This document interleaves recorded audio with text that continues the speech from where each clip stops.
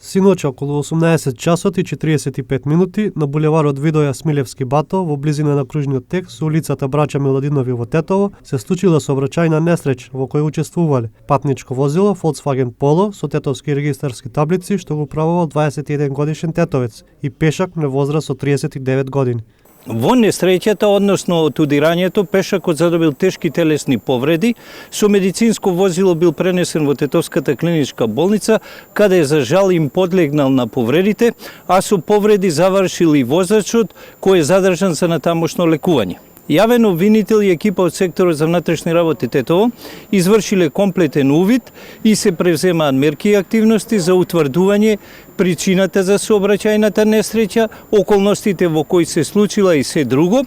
а по наредба на јавниот обвинител безживотното тело на пешакот предадено е за обдукција. Според Јосифовски, ова е 13-та жртва во 11 сообраќајни незгоди случени во подрачјето во изминатава 2016-та. Се работи за сериозни бројки кои представуваат предизвик за полициските службеници и опомена за сите учесници во сообраќајот.